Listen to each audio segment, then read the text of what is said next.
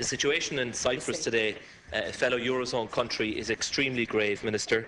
The banks remain closed there today, and it is uncertain when they will reopen. This is a crisis first and foremost for the Cypriot people, but it could also have major implications for the wider Eurozone economy, including Ireland.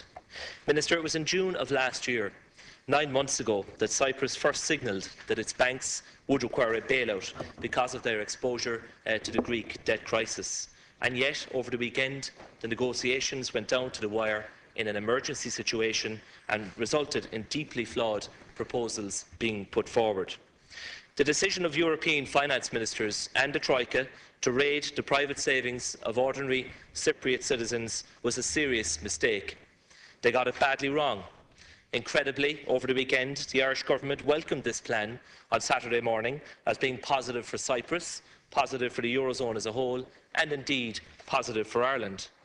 The decision to dip into the personal savings and to bypass the €100,000 deposit guarantee, which applies across the Eurozone, will only serve to undermine the confidence of ordinary savers throughout the Eurozone. Not surprisingly, Minister, the proposal has been roundly rejected by the Cypriot Parliament. And despite the reassurances that Cyprus is a unique case, the message that people will have got from the developments of the past few days is that bank deposits are no longer sacrosanct in the Eurozone. A Rubicon has been crossed and a dangerous precedent has now been set. Under Ireland's presidency, it is also difficult to believe, I have to say, Minister, that given our repeated insistence that corporation tax is a matter for each member state, that this government would agree to a condition in the Cypriot bailout requiring that country to increase their corporation tax rate from 10% to 12.5%. Minister, if the European Union, under our presidency, does not demonstrate it has the capacity to deal with the crisis in Cyprus without that country having to look east and turn to Russia, for example, for assistance, then the entire Eurozone will indeed have been weakened.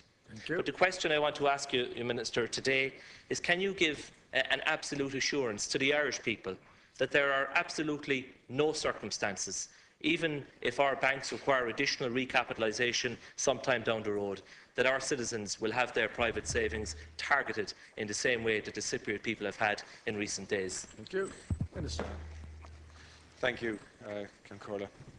Well, the first thing I'd like to say is that I share the Deputy's concerns in relation to the plight that is currently facing Cyprus, and I think a lot of people look on the images coming from that country with a lot of concern, and I think that many people can relate to that in Ireland, given the last 5 years in this country. But can I say a number of things very clearly for the record? Because I think that Deputy McGrath is trying to turn a crisis for a small country in Europe into a problem in Ireland. And I think that is irresponsible, Deputy. And it is also not founded. It is also not founded in fact. Let me set the record straight on a couple of things. First of all, there is absolutely no evidence to suggest that what is happening currently in Cyprus is having any impact here in Ireland on the financial markets, on the cost of funds in Ireland, on bank deposits here. And that is simply a fact. There is also, it is also a fact that the decision to, as you would say, raid deposits in Cyprus was a decision proposed by the Cypriot government. It was not possible to put in place a programme with the previous government in Cyprus, but with the new government. There was an agreement on a bailout programme reached in the Eurogroup. Not in the ECOFIN meeting, which Michael Noonan chairs, but in the Eurogroup, which is chaired by the Dutch Finance Minister. And actually, it was a proposal and a decision by the Cypriot government to look to introduce a one-off levy on deposits under €100,000. That actually was agreed in that Eurogroup meeting, not forced by other member states. And in fact, the proof of that is that only a couple of hours ago, the Commission felt the need to release a statement on that issue because of the commentary of people like you, Deputy, where they said, regarding the one-off levy on deposits below €100,000, the Commission made it clear in the Eurogroup before the vote on in the Cypriot Parliament that an alternative solution respecting the financing parameters would be acceptable, preferably without a levy on deposits below €100,000. The Cypriot authorities did not accept such an alternative scenario.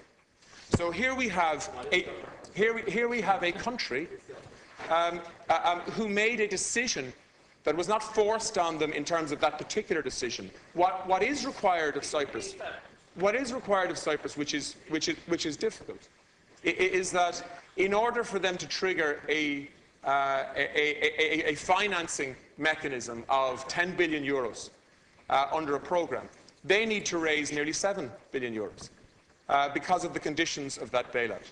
And they need to find a way of raising that money. Thank you. And they had proposed to raise that money by a levy on deposits both under and over €100,000. And now, clearly, that has been rejected in the Cypriot Parliament, and now they are looking for an alternative way to raise that money. And we will obviously monitor this as a presidency and as a fellow EU country on a daily basis, because it is a crisis in Cyprus. Thank you. And we will assist in any way we can, as will the Commission. Deputy McGrath, you have 1 minute. Yeah, thanks, Ciarán Comhairle. Minister, with respect, I think you failed to appreciate the significance of what has transpired over the last number of days. The Cypriots have rejected the proposal in their parliament. And you must be happy that Russia are going to bail them out, yeah? With all sides, please refrain from interruptions. Thank you. And I mean all sides. Thank you.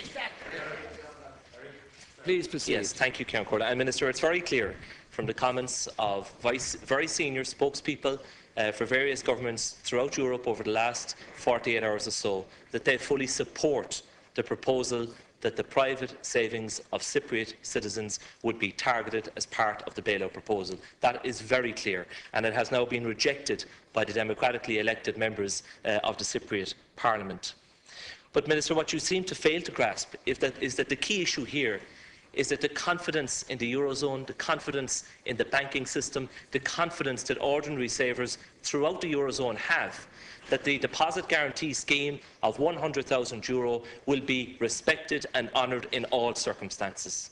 There has been a breach of faith on that question.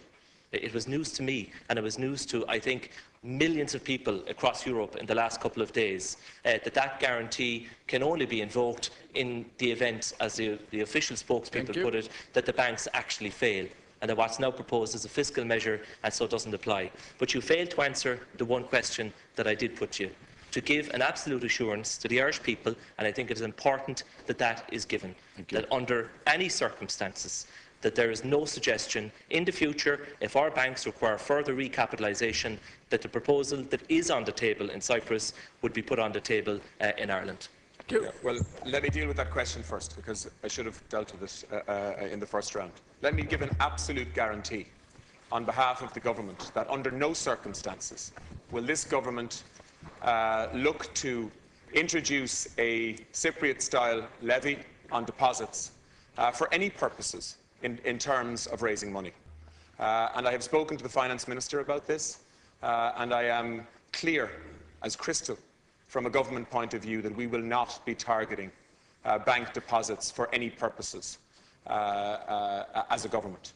So I don't think I can be any clearer than that, Ciarán Comhairle. On the other issues, I grasp only too well the difficulties that Cyprus faces. I spent many hours last night in Brussels trying to put a CAP deal together, and I spent a lot of time with the Cyprus minister, who is a new minister, trying to get as good a deal as he could for Cyprus, talking to me about the devastation within his own country. So I understand that only too well, Deputy. What I don't understand is why you are trying to turn a difficult problem that we are all trying to assist in finding a solution to in Cyprus into some kind of scaremongering session for Ireland and Irish banks. And you should be more responsive. Thank you. Deputy Pearce-Doherty, thank you. Deputy Pearce-Doherty. Minister, last night every voting member of the Cyprus Parliament rejected the demands of the Troika and the Eurogroup. And I must say to them, I say well done. Because despite being a small partitioned island, despite having just a population of just above 1 million people, about the size of Munster, they sent out a very clear signal that they wouldn't be pushed around. And I'll refer you to the President of Cyprus. He made an address to the nation, a televised address to the nation, and in his address to the nation he's reported as saying that he felt blackmailed into signing up to this deal. A deal that was an unprecedented assault on an EU's country sovereignty and the raiding of people's bank accounts in that country. He claims that he was blackmailed by the Eurogroup. Minister, and you know that Minister Michael Noonan is a member of that same group. The Eurogroup have crossed the line, Minister, and Michael Noonan should have said stop. The bullies got carried away with themselves, and now we're in the farcical situation that a country within the Eurozone can't even reopen its banks. Depositors in many European states are in fear now because the line has been crossed by the Eurogroup and by Minister Michael Noonan, which says that depositors can have levies imposed on them. Minister, the Irish government shouldn't have signed up to this blackmail. For a country such as ours, who has had its corporation tax in the firing line, it is foolish in the extreme to agree to the type of deal that enforced Cyprus to increase theirs.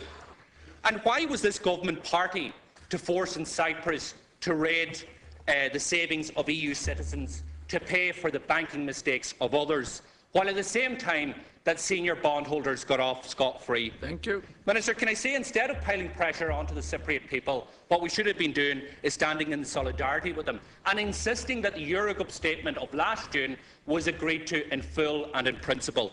And that meant that the ESM should be the vehicle that recapitalised Cypriot banks, not people's savings. Minister, can I ask you this? How can this government, with any legitimacy, argue for retroactive recapitalisation of our banks, i.e. we want the €30 billion back that we pumped into the pillar banks, when we've just agreed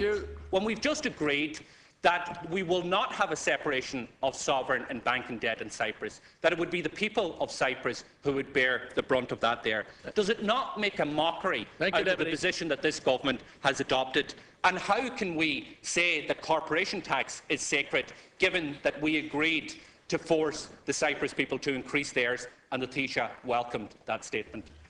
Minister. Yeah, thank you, Deputy.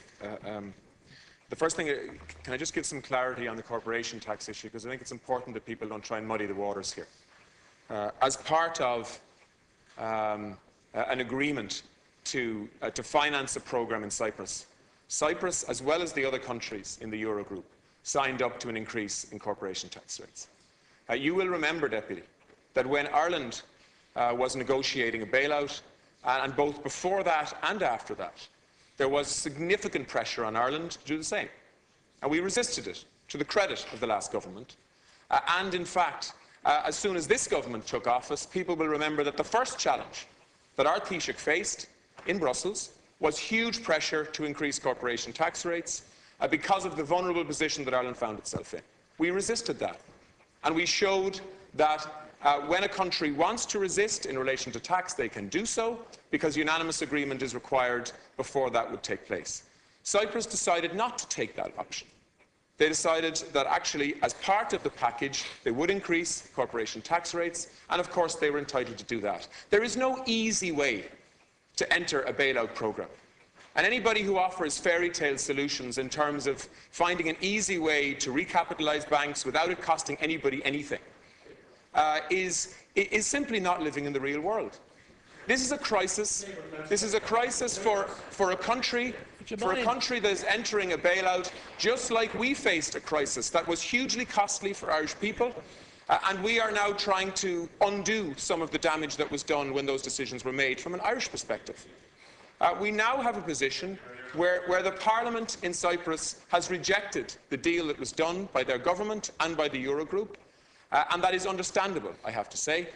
But there is now a responsibility on Cyprus to find an alternative way of raising money, and they are talking about the alternatives today and will again tomorrow. Banks in Cyprus are different to banks in many other European countries because of the well, first of all, because of the size of the banking system and the deposits that are held in Cyprus versus the size of the Cypriot economy.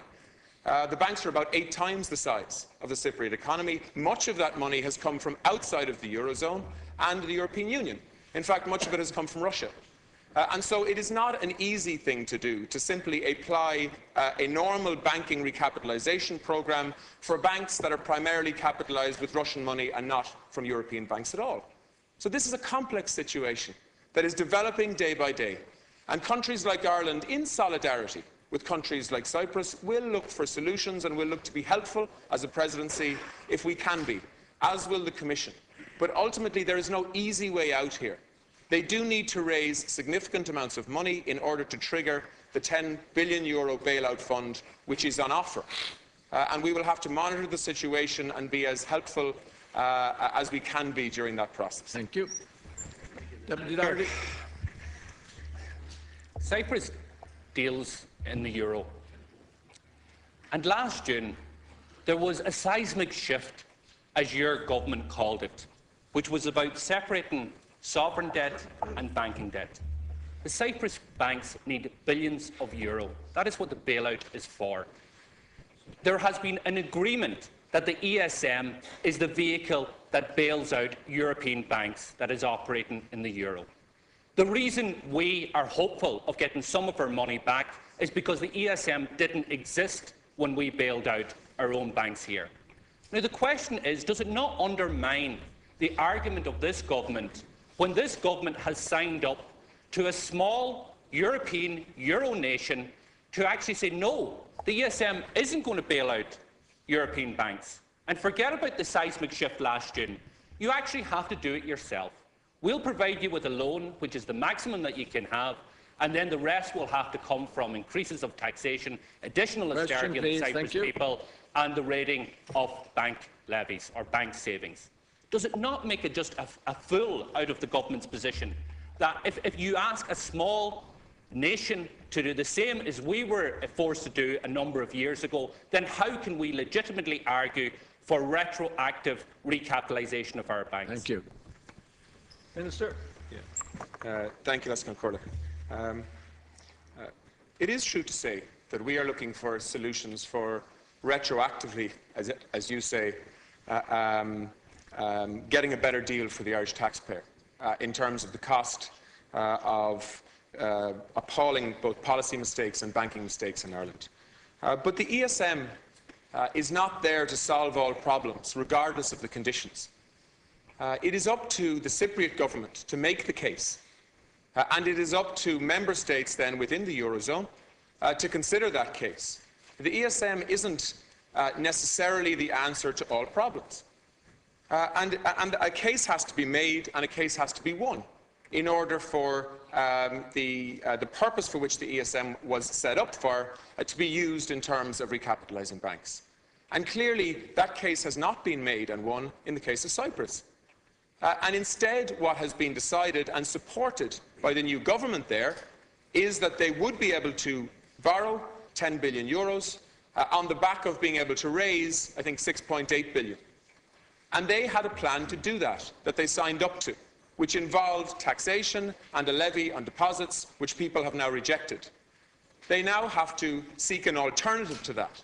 And they are looking to the country that is heavily involved in their banking system as a potential funder to do that.